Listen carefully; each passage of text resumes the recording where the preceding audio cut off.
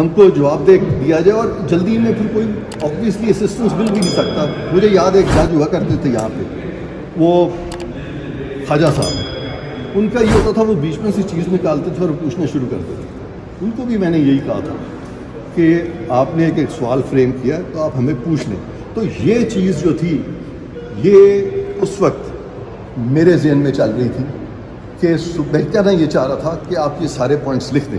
اس سے قبل کہ میں یہ کہتا, میں بہت ہی مشکور ہوں چیف جسٹس آف پاکستان کا, انہوں نے خود یہ بات کی. انہوں نے کہا آپ نے جو کہنا ہے آپ لکھ کے کہہ دیں.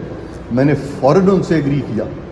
میں انفیکٹ آج بھی لکھ کے لایا ہوں, میں ابھی بھی دے سکتا تھا, لیکن میں یہ چاہ رہا تھا کہ یہ چیز ان کی طرف سے آئے. اب ان کی طرف سے آئی ہے, مجھے اور ٹائم مل گیا, میں بالکل لکھ کے ان کے گوش گزار ہر چیز. ایک سیکنڈ ون لاسٹ تھنگ, میں لکھ کے چیف جسٹس آف پاکستان کے یہ تمام چیزیں گوش گزار کروں گا, اور مجھے امید ہے کہ میں نے ان سے جو ریکویسٹ کی ہے کہ وہ بھی اپنے پوائنٹس فارمولیٹ کریں. میں اور چیف جسٹس صاحب دونوں اس وقت اس چیز پہ کنورج کر رہے ہیں کہ جب لکھ کے بات ہوتی ہے, جب rules of the game set ہوتے ہیں, تو پھر آپ کانشنس میں اور قانون میں صحیح نتیجے پہ پہنچتے ہیں. اس سے زیادہ آج کے لیے میرا خیال ہے مجھے کہنے کی ضرورت نہیں ہے, but I will take your question. جی آپ کہہ رہے ہیں کہ آپ بڑے خوش ہیں کہ آپ کو لکھ کے دلائل دینے کا موقع. چیف جسٹس سننے کو گوارا نہیں ہے 2 منٹ یا 5 منٹ, اور آپ کے دلائل کے دوران وہ اٹھ کر چلے گئے, اور وہ انہوں نے یہ بھی کہا کہ آپ کا اس کیس سے تعلق کوئی نہیں ہے, آپ ایک فرد کے وکیل ہیں اور ہم سسٹم کی بات کر رہے ہیں.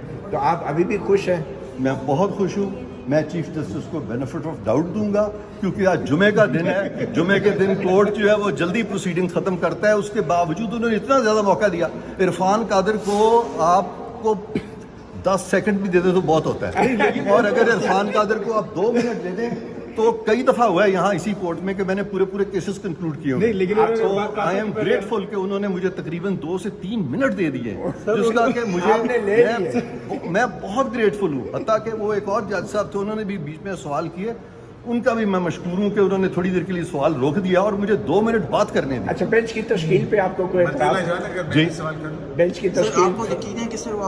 اچھا, بینچ کی تشکیل جو ہے وہ میں آپ لوگوں کی بھی رائے لوں گا, کیونکہ آپ آبزرو کر رہے ہیں, آپ یہ دیکھ رہے ہیں کہ کورٹ کا جو امپریشن ہے, کیونکہ یہ انسٹیٹیوشن جو ہے ہم سب کو عزیز ہے.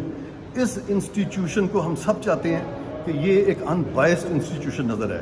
اس کے لیے آپ لوگوں کی رائے بھی ہم ملحوظ خاطر رکھیں گے, اور اگر ضرورت پڑے گی کہ انسٹیٹیوشن کا امیج ہم نے انہانس کرنا ہے تو ہم اس چیز پہ بھی بات کر سکتے ہیں کہ بینچ جو ہے اس کا لارجر کمپلیکشن ہو, تاکہ کل کو کوئی یہ بات نہ کرے کہ کچھ ججز نے مل کے سارے ملک کا فیصلہ کر دیا تھا. اس پہ سوچ سکتے ہیں. سر پورے 15 ستمبر کو ملک کے فیصلے کے لیے یہ میں نے آپ کو جواب دے دیا. اس کا جواب سر آپ کو یقین ہے کہ سر آپ کو دوبارہ بلائیں گے؟ جی, آپ کو سسٹرز کے لیے دوبارہ بلائیں گے جو آج دیکھیں, میں کوئی اپنی ذاتی حیثیت میں پیش نہیں ہو رہا.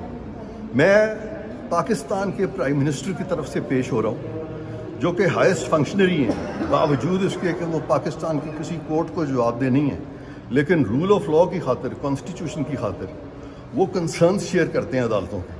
اور انہوں نے, میں سمجھتا ہوں, بہت بڑا سٹیپ لیا کہ انہوں نے مجھے کہا ہے کہ میں جا کے ان کے جو کنسرنز ہیں اور کورٹ کے کنسرنز کو سمجھوں, تاکہ انسٹیٹیوشنز جو آپس میں ہم آہنگی سے چلیں, نہ کہ آپس میں کوئی ان کے درمیان کوئی ناہمواری ہو یا ڈس ہارمنی ہو. اچھا, عرفان قادر صاحب, کہا گیا کہ ہم اوورآل سسٹم کو, نظام کو دیکھ رہے ہیں, لیکن ایک پرٹیکولر کیس جس میں آپ پرائم منسٹر کی طرف سے پیش ہوئے ہیں, اس کے آئیوز اور پھر ٹرانسفر جو پچھلے فیبرری میں ہو گیا تھا, اس تک ججز کا کنسرن تھا. ایک طرف عدالت یہ کہتی ہے کہ ہم اوورآل سسٹم کو دیکھ رہے ہیں, اور پھر ایک پرٹیکولر کیس کے حوالے سے سوال جواب کرتے ہیں. اور سر میں نے آپ سے پہلے ہی کہہ دیا ہے کہ آپ کا یہ سوال بڑا اچھا ہے کہ عدالت کو جو اگر انہوں نے کہا ہے کہ وہ پورے سسٹم کو دیکھ رہے ہیں, تو یہ میں نے ابھی اس سے پہلے میں نے آپ سے کو وضاحت کیا ہے کہ ان کو پورے سسٹم کو ہی دیکھنا چاہیے, اور اگر وہ صرف ایک حصے کو دیکھیں گے اور باقی کو چھوڑ دیں گے تو پھر میری یہ ریکویسٹ ہوگی ان سے اور التجا ہوگی کہ پھر کچھ مت دیکھیں, کیونکہ تو فائل بھی منگوا لی ون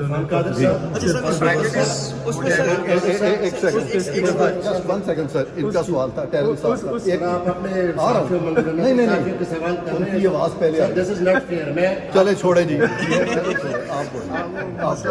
آپ پہلے یہ بتائیے وزیر اعظم کو تو نوٹس ہی نہیں ہوا تھا, تو آپ کس حیثیت سے پیش ہوں گے؟ The second question is इस पे रुक जाए ना, नहीं एक मिनट इस पे रुक जाए। इसके साथ नहीं, अब दूसरा 6 सवाल आपने इसका दूसरा सवाल 6 सवाल नहीं, इसका दूसरा सवाल ये है कि जब आपने जब शो मोटो लिया तो आपने कह दिया था कि इस कोर्ट की जुरिसडिक्शन ही नहीं है, और ये तो नैब और FIA तो स्टेट को जवाबदेह हैं, प्राइम मिनिस्टर को है, तो आप फिर किस खाते में कोर्ट को असिस्ट करेंगे? आप कोर्ट के जो है उस पर बाकायदा इस पर एतराज़ लगाएंगे या कोई और इस तरह के कानूनी दलाइल देंगे? मैंने आपको बता दिया है कि प्राइम मिनिस्टर के कंसर्न्स क्या हैं। उनके सिर्फ एक ही कंसर्न है, वो ये है कि लॉ और कॉन्स्टिट्यूशन और कोर्ट की कॉन्शंस उसको उन्होंने सेटिस्फाई करना है, उन पे पाबंदी नहीं है, लेकिन मुल्की मफाद की खातिर, लोगों के फंडामेंटल राइट्स की खातिर, वो सबसे हाईएस्ट फंक्शनरी हैं जो कि आइन का ओथ उठाया हुआ है। तो इसलिए कोशिश ये है कि उनको और कोर्ट के कंसर्न और उनकी कंसर्न को सामने रख के इन जक्स्टा पोजीशन रखा जाए ताकि कोर्ट को आसानी हो एक सही फैसला करने। कादर साहब, इन ट्रांसफर पोस्टिंग में क्या आपके क्लाइंट का कोई हाथ है? इन ट्रांसफर पोस्टिंग में अच्छा, मुझे इस बारे में बिल्कुल इल्म नहीं है। मेरा ख्याल है कि उनका हाथ नहीं है, लेकिन जहाँ तक पोस्टिंग और ट्रांसफर्स का मामला है, प्राइम मिनिस्टर जो हैं वो रिपोजिटरी हैं पाकिस्तान की एग्जीक्यूटिव अथॉरिटी के।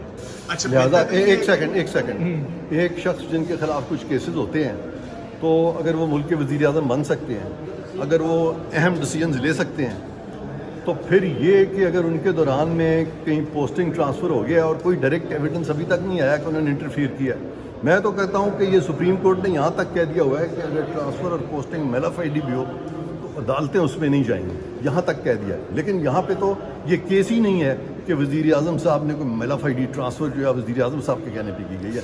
मेरे सामने अभी तक कोई शायद इस तरह के नहीं है। अच्छा,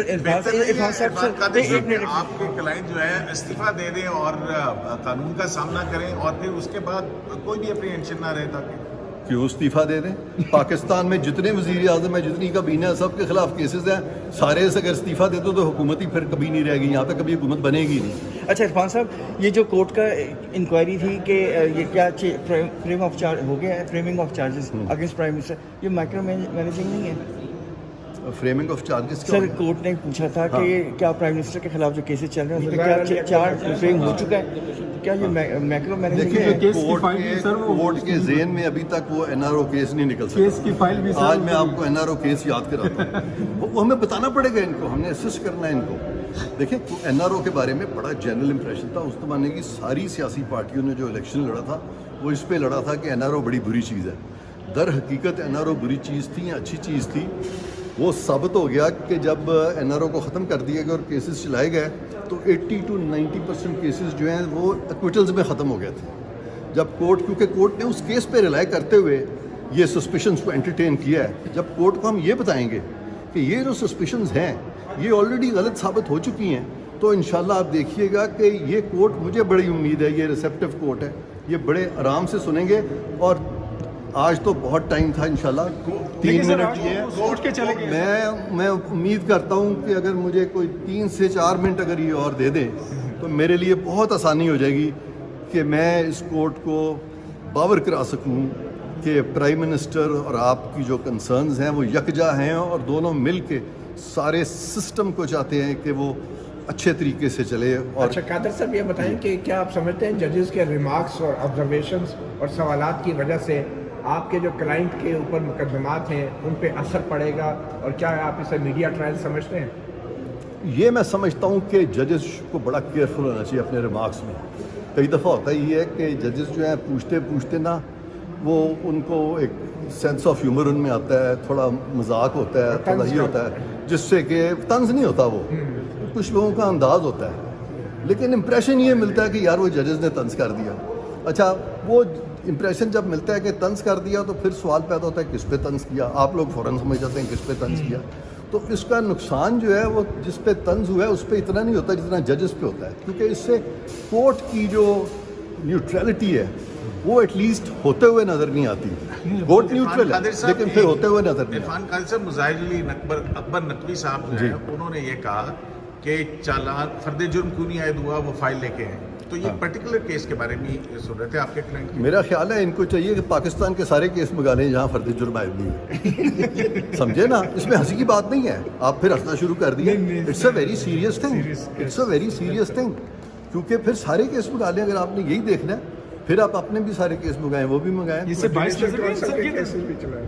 वो भी चलाएं, सारे चलाएं ना जी। सर इसमें 184 में 22 कैसे मतलब जी आई थिंक आप चूँकि सब हर वक्त रीज़न को ढूंढते हैं और मैं भी पिछले कई सालों से रीज़न को ही ढूंढ रहा हूँ, तो मुझे लग रहा है कि मैं और आप जैसे कोई एक पेज पे आते जा रहे हैं वक्त के साथ। बस सर, इरफान कादिर साहब, हमारी अभी हालत में आपको इरफान पहले कादिर ही साहब, दलाली आपने देना कहा पड़ेगा। जी। कि एनआरओ केस किए हुए हैं, लेकिन कोर्ट तो रिलाई ही एनआरओ केस के अंदर दी गई गाइडलाइंस, अगर आप इनका ऑर्डर पढ़ें, बिल्कुल डॉक्टर मुबशर इंशाल्लाह हसन पे जब मैं रिलाई कर रही है। एनआरओ केस पे जब वो मुझे मौका देंगे, अगर देंगे हाँ अगर देंगे तो मैं उनको इंशाल्लाह इस चीज़ पे सेटिस्फाई करूँगा, क्योंकि एनआरओ केस जो है ना उससे जिस कदर ज़्यादतियाँ की गई पॉलिटिकल माइलेज, यानी पॉलिटिकल माइलेज हासिल करने के लिए इनोसेंट लोगों को जिस कदर तंग किया गया, ऐसे भी केसेस हुए जहाँ लोग, मेरा ख्याल है कि उनकी जान तक चली गई थी। तो वो रिविजन करने के लिए तो बाद आपको में पता लगा था they were बनानी innocent। पड़ेगी। वो रिविजन अच्छा करने एक के आखिरी लिए तो बात, फिर एक full court बनाना सेकंड सर, एक पड़ेगा ना। सेकंड मैं आपको बताना चाहता हूँ, मेरे हमेशा से बड़े कंसर्न रहे हैं अबाउट द इनोसेंट। मैं इवन जब प्रोसिक्यूटर जनरल था, आज से कोई 18 साल पहले,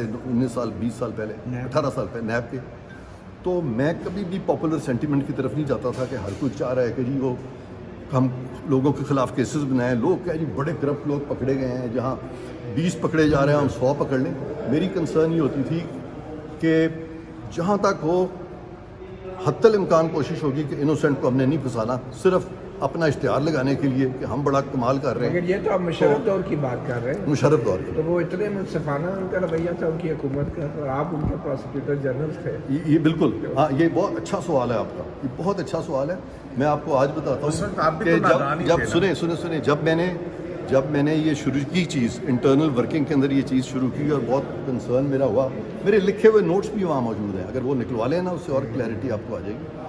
तो शुरू में यहाँ तक बात हुई इंटरनली कि हम तो लेके आए थे प्रोसिक्यूटर जनरल, हमें मिल गया डिफेंस काउंसिल, और इसी चीज़ पे जब बहुत सारे डायरेक्टर्स ने ये चीज़ उठाई और मुझ तक भी वो बातें मेरे कानों तक पहुँची, तो एक सेमिनार हो रहा था डायरेक्टर्स का, उस दिन मैं चीफ गेस्ट था, तो मैंने उनको पहली बात ही ये की, मैंने कहा जी मेरे बारे में आप लोगों को ये इम्प्रेशन है कि मैं डिफेंस काउंसिल हूँ, ये इम्प्रेशन आपका दुरुस्त है।